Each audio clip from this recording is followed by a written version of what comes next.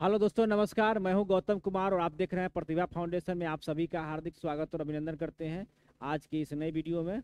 देखिए दोस्तों, अभी जो सीरीज चल रहा है ये आधुनिक भारत का सीरीज चल रहा है। आधुनिक भारत में आपको रॉलेट एक्ट और जलियांवाला बाग हत्याकांड का मैंने सब्जेक्टिव आपको बता दिया है। और आपने वीडियो नहीं देखा है तो आप देख लीजिएगा, तब आज के जो सेशन ऑब्जेक्टिव का है वो आपको काफ़ी पसंद आएगा। ठीक है, तो सबसे पहले आपको क्या करना है कि सब्जेक्टिव का जो सेशन है उसको आपको कर लेना है। ठीक है, इसके बाद इस ऑब्जेक्टिव के सेशन कीजिएगा तो आप किसी भी प्रकार का एग्जाम का तैयारी कर रहे हैं, जैसे सक्षमता परीक्षा हो गया, आपको TR3 हो गया, BPSC TR3, या और भी कोई कंपटीशन में।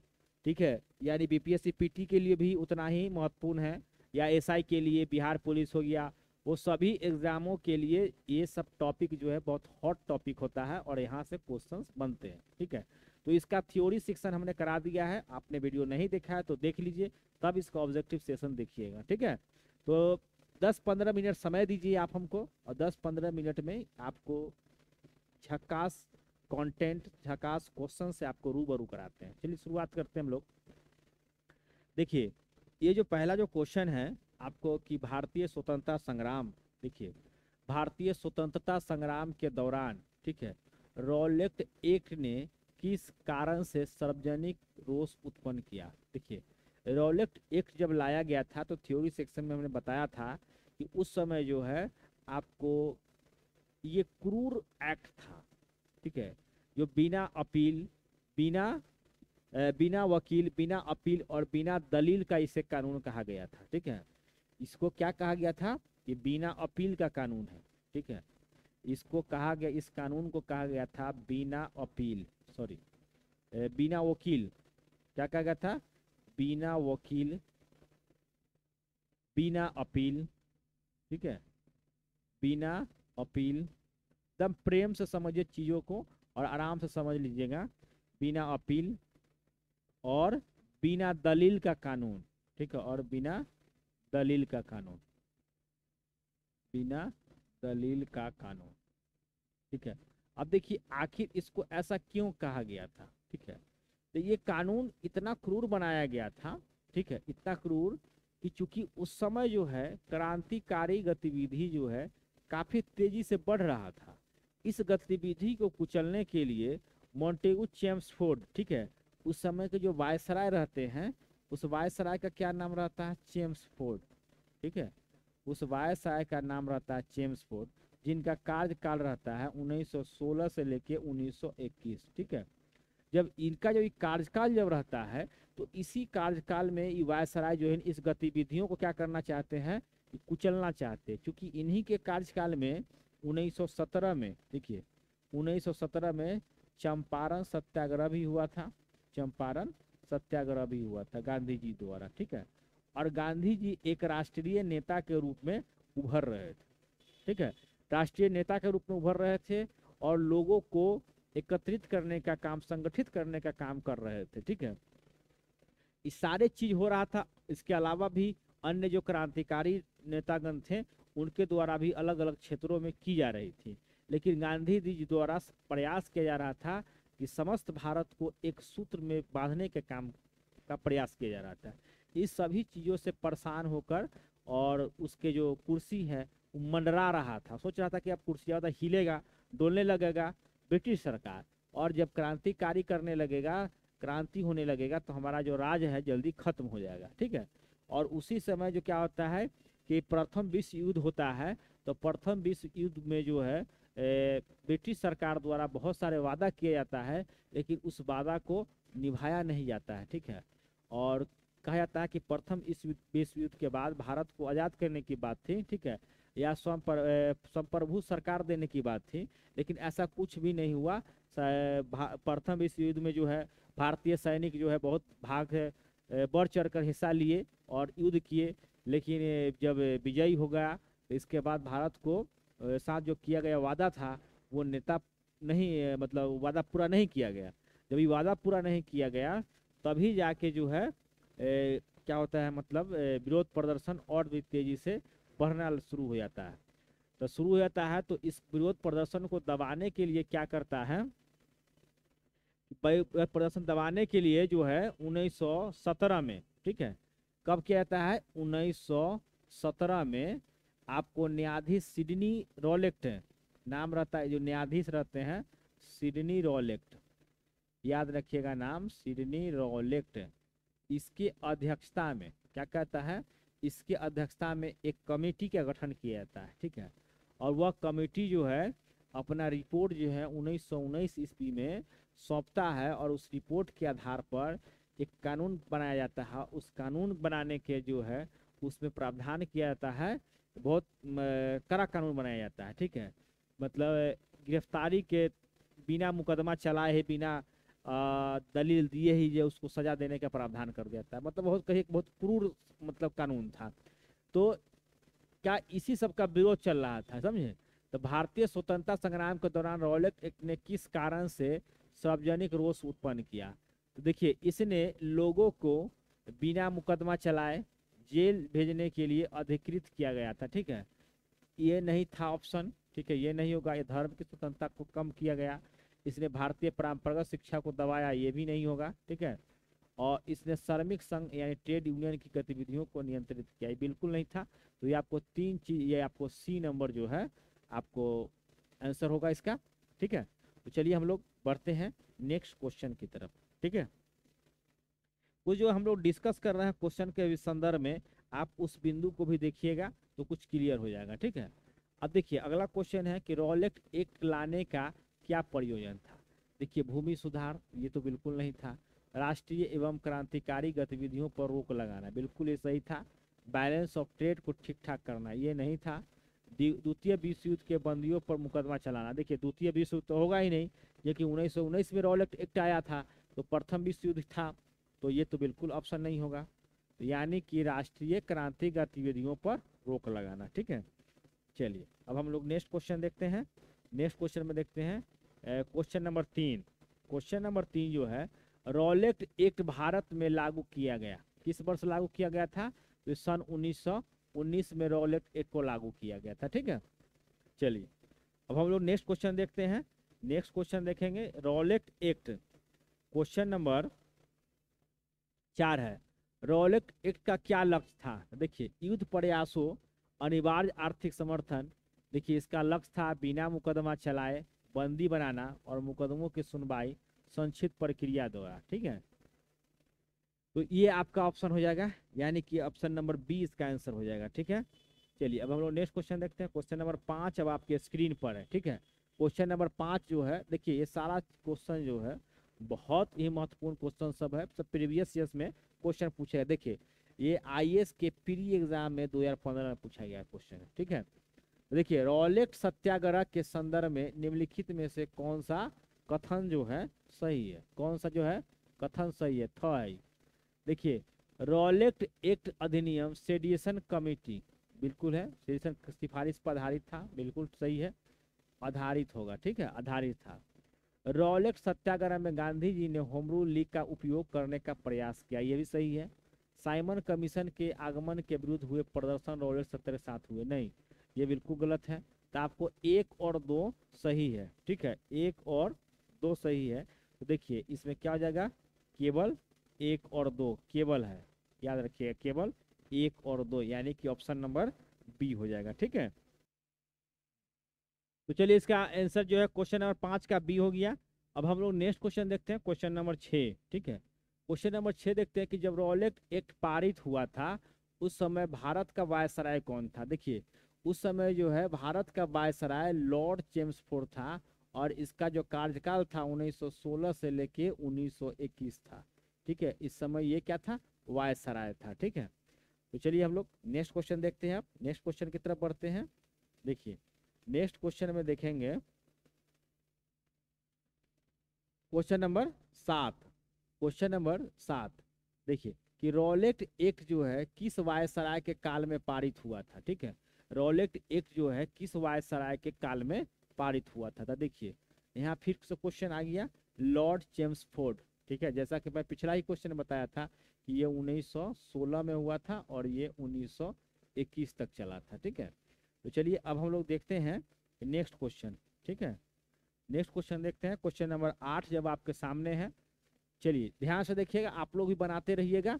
देखिए, रॉलेट एक्ट का भारतीय राष्ट्रीय कांग्रेस ने विरोध किया क्योंकि इनका लक्ष्य था। देखिए, रॉलेट एक्ट का जो है भारतीय राष्ट्रीय कांग्रेस द्वारा विरोध किया गया था। ठीक है, इनका क्या लक्ष्य था? ये व्यक्तिगत स्वतंत्रता को सीमित करना, भारतीय राष्ट्रीय कांग्रेस को प्रतिबंधित करना, सांप्रदायिक प्रतिनिधित्व को विस्तृत करना, या देशद्रोह के आरोप में राष्ट्रीय नेताओं को बंदी बनाना। ठीक है, देखिए इसका जो लक्ष्य था, ये देशद्रोह के आरोप में राष्ट्रीय नेताओं को बंदी बनाना इनका लक्ष्य था। ठीक है, चलिए अब हम लोग देखते हैं question number next. Question number 9 जो है अब आपके सामने है। देखिए, भारतीय राजनीति में गांधी का पहला साहसिक कदम था। देखिए, ये अधीन, ये गड़बड़ है। देखिए, भारतीय राजनीति में गांधी का पहला साहसिक, देखिए साहसिक जो है कदम क्या था? असहयोग आंदोलन। देखिए, ये असहयोग आंदोलन या रॉलेट सत्याग्रह, चंपारण आंदोलन, दांडी यात्रा। देखिए, चंपारण आंदोलन जो है 1917 में किया गया था। ठीक है, असहयोग आंदोलन जो है 1920 में, या शुरू हुआ था आपको 1 अगस्त। ठीक है, 1 अगस्त 1920 को शुरू हुआ था। ठीक है, और दांडी यात्रा जो है ये 1930 में शुरू होता है। ठीक है, और रॉलेट एक्ट जो है 1919 में शुरू होता है। ठीक है, तो जब 1919 में, तो इसी में जो है ना गांधी जी जो है, देखिए पहला क्या था, इन्होंने सत्याग्रह का प्रयोग किया, इसमें सत्याग्रह का प्रयोग किया। ठीक है, दूसरा नंबर में होम रूल का सहयोग लिया, 3 मंच का प्रयोग किया था गांधी जी द्वारा। ठीक है, तीसरा में आपको आ जाएगा, देखिए सत्याग्रह हो गया, होम रूल हो गया, और इसके बाद एक खिलाफत जो आंदोलन चल रहा था उसका भी इन्होंने इस मंच का विरोध करने के लिए इस तीनों मंच का इन्होंने उपयोग किया था। ठीक है, तो ये आपको रॉलेट सत्याग्रह जो है सबसे इंपॉर्टेंट हो जाता है, मतलब इसका आंसर यही होगा। ठीक है, चलिए अब हम लोग अब नेक्स्ट क्वेश्चन देखते हैं, और नेक्स्ट क्वेश्चन में देखेंगे। ठीक है, देखिए क्वेश्चन नंबर 10 अब आपके स्क्रीन पर है। देखिए, रॉलेट एक्ट के विरोध में किसने लगान न देने का आंदोलन चलाने का सुझाव दिया था? ठीक है, इसमें लगान न देने का आंदोलन चलाने का सुझाव, देखिए इसमें गांधी जी, अब्दुल कलाम आजाद, रविन्द्रनाथ टैगोर, स्वामी श्रद्धानंद, आपको सरस्वती, तो ये आपको डी जो है यही किसान नेता थे, इनके ही सुझाव दिया गया था कि लगान न देने का आंदोलन चलाने का सुझाव दिया था। ठीक है, चलिए अब हम लोग देखते हैं नेक्स्ट क्वेश्चन। ठीक है, क्वेश्चन नंबर 11 आपके सामने है कि the article and the revolutionary crime act 1919 को सामान्य बोलचाल में कहा जाता है। देखिए, the articles and revolutionary crime act यानी रॉलेट एक्ट का ये आपका मेन यही नाम हुआ। ठीक है, तो इसको आम बोलचाल के भाषा में इसको क्या कहते थे? रॉलेट एक्ट कहा जाता है। चलिए अब हम लोग क्वेश्चन नंबर नेक्स्ट देखते हैं 12। ठीक है, क्वेश्चन नंबर 12, तो कौन सी महत्वपूर्ण घटना जलियांवाला बाग हत्याकांड के तुरंत बाद पूर्व घटी थी? देखिए पूर्व की बात कर रहा है, तो आपको सबसे पहले आपको ये बताए थे हमने थ्योरी सेक्शन में कि 1919 ईस्वी में रॉलेट एक्ट लाया जाता है। ठीक है, और उसी एक्ट के विरोध प्रदर्शन में पंजाब का 2 प्रमुख नेता होते हैं, जो डॉक्टर सैफुद्दीन किचलू और डॉक्टर सत्यपाल सिंह, और इन्हीं की गिरफ्तारी जो होती है। ठीक है, गिरफ्तारी के जो बाद जो ही आपको क्या होता है, जलियांवाला बाग हत्याकांड होता है। तो जलियांवाला बाग हत्या नरसंहार के तुरंत पूर्व घटी थी, कौन सा घटना घटी थी? तो यह आपको रॉलेट एक्ट का बनना जो है यही घटना घटी थी, क्योंकि असहयोग आंदोलन कब होता है? 1920 में। ये कब होता है? तो 1919 ईस्वी में। सांप्रदायिक अवार्ड, साइमन कमीशन कब आया था भारत? तो 1928 में, और सांप्रदायिक अवार्ड कब होता है? 1932 में। ठीक है, तो आपको ई जो है सेक्शन यानी कि बी जो है इसका आंसर हो जाएगा। ठीक है, जो डिस्कस हो रहा है क्वेश्चन उस पर भी आप ध्यान दीजिएगा, इससे भी आपको बहुत कुछ सीखने के लिए मिलेगा। ठीक है, चलिए अब हम लोग आगे बढ़ते हैं, क्वेश्चन नंबर 13 देखते हैं। क्वेश्चन नंबर 13 देखेंगे 13 क्वेश्चन जो है ये आपको जलियांवाला बाग हत्याकांड हुआ था, ये कब हुआ था पूछ रहा है। देखिए जलियांवाला बाग हत्याकांड हुआ था 13 अप्रैल 1919 ईस्वी को, यानी कि ऑप्शन नंबर सी इसका आंसर हो जाएगा। ठीक है, चलिए अब हम लोग क्वेश्चन नंबर 14 देखेंगे। ठीक है, जलियांवाला बाग हत्याकांड किस गांधीवादी सत्याग्रह के संबंध में हुआ था। ठीक है, देखिए किस गांधीवादी सत्याग्रह के संबंध में हुआ था। देखिए जलियांवाला बाग नरसंहार किस गांधीवादी सत्याग्रह के संबंध में हुआ था। देखिए तो रॉलेट सत्याग्रह। ठीक है, ये आपको ऑप्शन नंबर बी हो। देखिए 64 बीपीएससी पीरियड 2018 में ये क्वेश्चन पूछा गया था। ठीक है, चलिए अब हम लोग क्वेश्चन देखते हैं, नेक्स्ट क्वेश्चन। ठीक है, नेक्स्ट क्वेश्चन में देखते हैं, क्वेश्चन नंबर 15 आपके सामने है। 15 जो है वर्ष 1919 में भारतीय इतिहास से संबंधित है। देखिए कलकत्ता से दिल्ली राजधानी के बदले जाने से, ये भी नहीं होगा। जलियांवाला बाग त्रासदी से, बंगाल विभाजन कब हुआ था, ये तो 1905 में हुआ था बंगाल विभाजन। खिलाफत आंदोलन कब हुआ था, ये 1919 के इस लगभग में हुआ था। ठीक है, चल रहा था उस समय। और कलकत्ता से दिल्ली में राजधानी के बदले जाना ये 1911 में शुरू हुआ था। ठीक है, तो ये भी जलियांवाला बाग हत्याकांड कब हुआ था, 1919 को। कब, तो ये 13 अप्रैल आपको 1919 में हुआ था। तो वर्ष 1919 भारतीय इतिहास से संबंधित है जलियांवाला बाग हत्याकांड से। ठीक है, यहाँ तक कोई दिक्कत। देखिए प्रेम से पढ़िएगा, प्रेम से समझिएगा और रेगुलर विजिट करते रहिए आप चैनल को। और यहाँ से आप देखेंगे कि एक से एक क्वेश्चन प्री आपको कमीशन लेवल का सारा क्वेश्चन जो आपको यहाँ करा दिया जाएगा हर सेक्शन का। ठीक है, और यहाँ पर इस हमारे चैनल पे मैथ का भी, रीजनिंग का भी पढ़ाई होता है, इंग्लिश का भी है, साइंस का भी है, सोशल साइंस का भी सेक्शन है। तो सारे चीज़ आपको इसी चैनल पे कंप्लीट मिल जाएगा, तब कहीं अलग तैयारी करने की जरूरत नहीं है। कोई भी कंपटीशन में तैयारी करे जिसमें आधुनिक भारत का हिस्सा है, वहाँ से आप इस वीडियो को देख सकते हैं। ठीक है, चलिए अगला क्वेश्चन देखते हैं कि वर्ष 1919 में भारतीय इतिहास से संबंधित है। देखिए 15 तो क्वेश्चन कर लिए थे हम लोग। चलिए देखते हैं अगला क्वेश्चन। देखिए अगला क्वेश्चन है आपको 16 नंबर की, जलियांवाला बाग कत्लेआम किस शहर में हुआ था। देखिए किस शहर में, ये किस है, किस शहर में हुआ था। तो ये पंजाब के अमृतसर शहर में हुआ था। कहाँ हुआ था, ये पंजाब के अमृतसर शहर में, पंजाब के अमृतसर शहर में। और वो भी कहाँ हुआ था, कौन सा बाग में, जलियांवाला बाग में। ठीक है, जलियांवाला बाग यानी क्या था, वो एक गार्डन था जिसमें लोग मीटिंग के लिए बैठे थे और वहीं पे जो है 1000 लोगों की गोली चलाकर हत्या कर दी जाती है। ठीक है, चलिए अब हम लोग आगे देखते हैं। क्वेश्चन नंबर 17 आपके सामने है कि जनरल डायर का नाम किस घटना से जुड़ा हुआ है। तो देखिए चलिए ऑप्शन डी हो जाएगा, जलियांवाला बाग हत्याकांड से। ठीक है, और हम आगे देखते हैं। चलिए क्वेश्चन नंबर 18 आपके सामने है कि देखिए काफी संख्या में लोग अमृतसर के जलियांवाला बाग में 13 अप्रैल है 1919 को एकत्रित हुए थे गिरफ्तारी के विरोध में। यानी किसके गिरफ्तारी के विरोध में एकत्रित हुए थे। देखिए स्वामी श्रद्धानंद और मजरूल हक, ये तो नहीं होगा। मदन मोहन मालवीय और मदन मोहन अली जिन्ना नहीं होगा। महात्मा गांधी और अबुल कलाम आजाद भी नहीं होगा। डॉक्टर सैफुद्दीन किचलू, ठीक है, और डॉक्टर सत्यपाल मलिक के विरोध में हुआ था। इन्हीं का गिरफ्तारी के बाद ये सारा परिघटना हुआ था। चलिए अब हम लोग देखेंगे अगला क्वेश्चन। ठीक है, कितना क्वेश्चन इसमें, 35 बैक हो गए।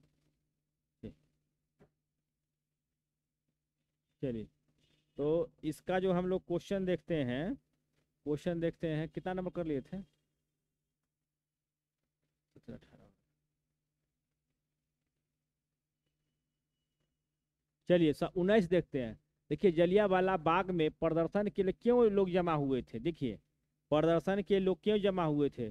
देखिए पंजाब सरकार के अमानवीय कार्यकलाप के प्रति विरोध प्रकट करने के लिए, तो ये भी नहीं होगा। बैसाखी के प्रार्थना के लिए तो नहीं। देखिए किचलू तथा सत्यपाल के बंदी बनाने के विरोध में प्रदर्शन करने के लिए। तो ये ऑप्शन क्या हो जाएगा, बी हो जाएगा। ठीक है, ऑप्शन नंबर क्या होगा, बी होगा। अब चलिए इसका हम ऑब्जेक्टिव का नेक्स्ट क्वेश्चन यानी क्वेश्चन नंबर 20 देखते हैं। ठीक है, देखिए 30 मई 1919 को अपना अलंकरण या ऑनर जो है भारत सरकार को लौटाने वाला व्यक्ति थे। देखिए रविंद्रनाथ टैगोर को जो है रविंद्रनाथ टैगोर, जलियांवाला बाग हत्याकांड हुआ था ना, उसी समय जो है ये रविंद्रनाथ टैगोर को जो है रविंद्रनाथ टैगोर, ठीक है, रविंद्रनाथ टैगोर को जो है आपको नाइट की उपाधि मिलती है, नाइट उपाधि, नाइटहुड।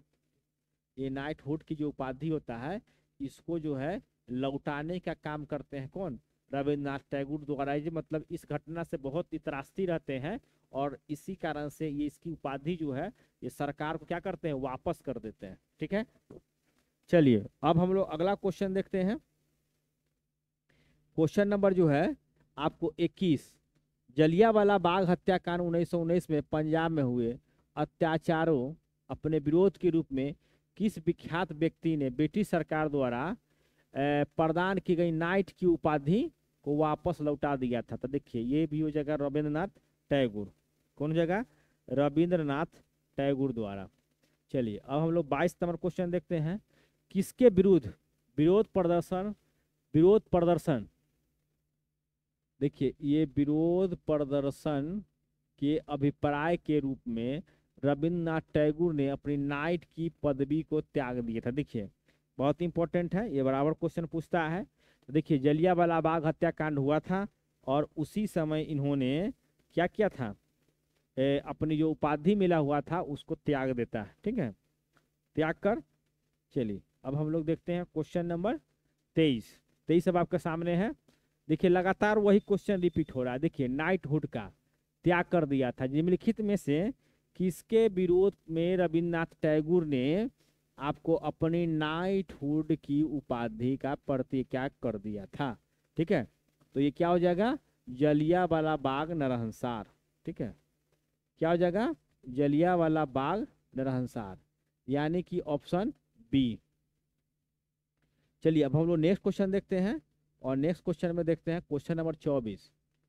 देखिए रविंद्रनाथ टैगोर ने अपने नाइट की उपाधि किस कारण त्याग दी थी। ठीक है, तो यहाँ भी क्या हो जाएगा आपको, जलियांवाला बाग हत्याकांड, इसी के वजह से जो है इन्होंने नाइट की जो उपाधि थी उसको इन्होंने त्याग दिया था। ठीक है, चलिए क्वेश्चन जो है इस लगातार जितने भी क्वेश्चन है सब क्वेश्चन को ले लिया गया था। ठीक है, तो चलिए हम लोग नेक्स्ट क्वेश्चन बढ़ते हैं। 25, जलियांवाला बाग। देखिए जलियांवाला बाग हत्याकांड के विरोध में वायसराय की कार्यकारिणी परिषद की सदस्यता से किसने इस्तीफा दे दिया था, किसने इस्तीफा दे दिया था। तो देखिए इसका जो है आपको दिए थे शंकर नायर ने, अपने उस समय जो है वायसराय की कार्यकारिणी परिषद का जो उस सदस्य होते हैं शंकर नायर, इन्होंने इस्तीफा देने का काम किया था। चलिए अब हम लोग देखते हैं अगला क्वेश्चन 26 देखिए कि जलियांवाला बाग हत्याकांड के विरोध में निम्नलिखित में से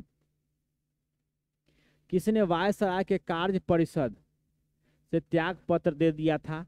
देखिए रविंद्रनाथ टैगोर तो दिए थे, सर शंकर नायर ने, यानी कि ऑप्शन क्या हो जाएगा, सी हो जाएगा। ऑप्शन क्या हो जाएगा, सी।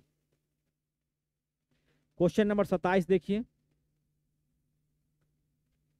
सर की उपाधि त्याग दी गई, जलियांवाला कांड के विरोध में सर की उपाधि त्याग दी थी। निम्न में से किसके द्वारा जलियांवाला बाग हत्याकांड के विरोध में जो सर की जो है उपाधि त्याग दी थी। ये आपको क्वेश्चन नंबर आपको 27 है। देखिए इसमें सर की जो उपाधि थी वो आपको रविंद्रनाथ टैगोर को मिला हुआ था, यानी नाइट की उपाधि। ठीक है, तो इसको रविंद्रनाथ टैगोर ने त्यागने का काम किया था। चलिए क्वेश्चन नंबर 28 अब आपके सामने। क्वेश्चन नंबर 28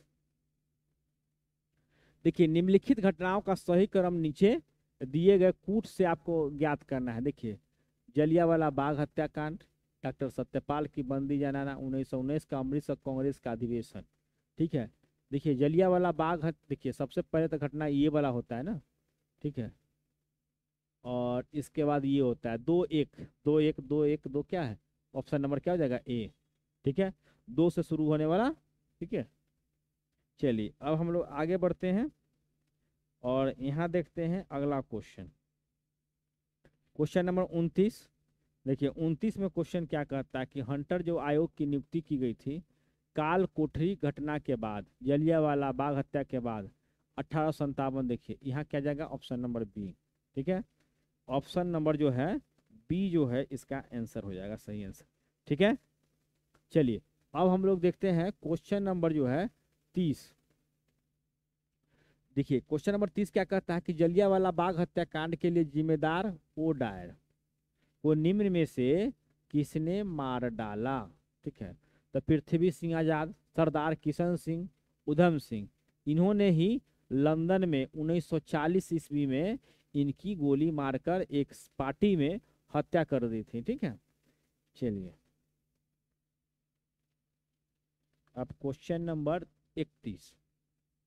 देखिए लंदन में 13 मार्च, देखिए कब किया था, 13 मार्च, देखिए 13 मार्च 1940, और हत्या हुआ था और 13 अप्रैल, ठीक एक महीना बाद 13 अप्रैल आपको 1919 में आपको क्या होता है, जलियांवाला बाग हत्याकांड होता है। ठीक है, और 13 उस वो भी तारीख रहता है, 13 अप्रैल है, और 13 मार्च में जो है इनकी हत्या कर दी जाती है।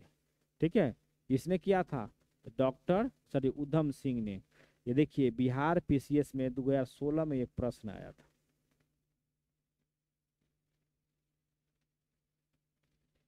चलिए अब अगला क्वेश्चन देखते हैं, क्वेश्चन नंबर 32। देखिए उधम सिंह ने लंदन में मारा था, किसको हत्या कर दिया था, देखिए तो उधम सिंह ने Lord Hardinge, General Dyer, Sir Michael O'Dwyer, Lord Willingdon. देखिए जनरल डायर और सर माइकल ओ डायर, ये दोनों में क्या है, आपको कन्फ्यूजन है, तो आप कन्फ्यूजन को ध्यान में रख के देखिएगा। ठीक है, और वहां से आप क्वेश्चन को सॉल्व करने का प्रयास कीजिएगा। ठीक है, तो आप देखिएगा कि सर माइकल ओ डायर, ठीक है, सर माइकल ओ डायर को गोली मारकर हत्या कर दी जाती है। ठीक है, देखिए ये बिहार विधानसभा में असिस्टेंट का जो वैकेंसी है, ठीक है, उसमें भी आपको ये सारा सब क्वेश्चन जो है आपको काम देगा। आप उस कहे ना कि किसी भी एग्जाम में जो वनडे एग्जाम होता है जहाँ से आधुनिक भारत का हिस्सा है वहाँ से प्रश्न आएंगे, तो इससे बाहर क्वेश्चन नहीं आएगा। ठीक है, तो चलिए हम लोग नेक्स्ट क्वेश्चन देखते हैं। नेक्स्ट क्वेश्चन देखते हैं 33, क्वेश्चन नंबर 33 जो है, देखिए जलियांवाला बाग हत्या नरसंहार पर कांग्रेस जांच समिति की रिपोर्ट का प्रारूप लिखने का कार्य सौंपा गया था। देखिए तो ये आपको गांधी जी द्वारा जो है रिपोर्ट लिखने का काम किया गया था।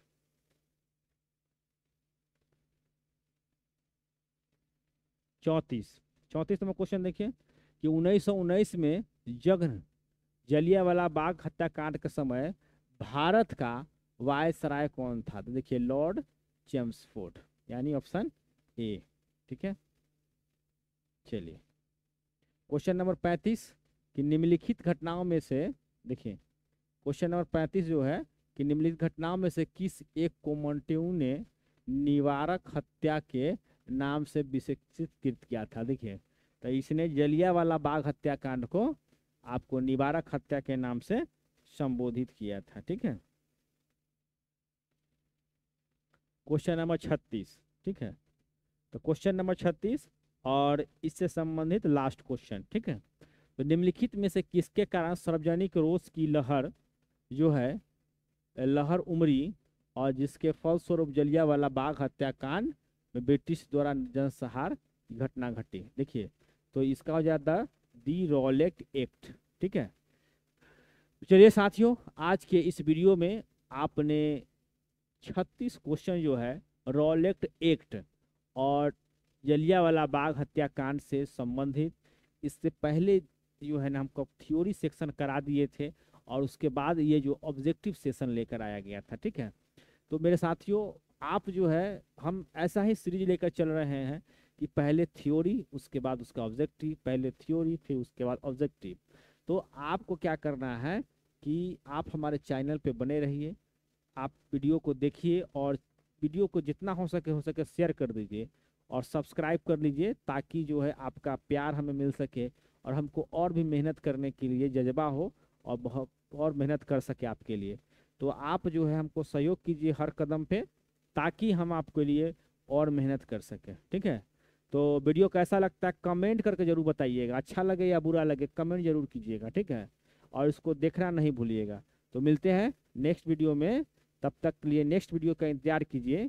तो जल्द ही मिलते हैं नेक्स्ट वीडियो में। अगला वीडियो आपको आएगा खिलाफत आंदोलन का, उसका थ्योरी आएगा, फिर उसका से ऑब्जेक्टिव आएगा। तो वेट कीजिए, तो मिलते हैं नेक्स्ट वीडियो में, तब तक के लिए जय हिंद।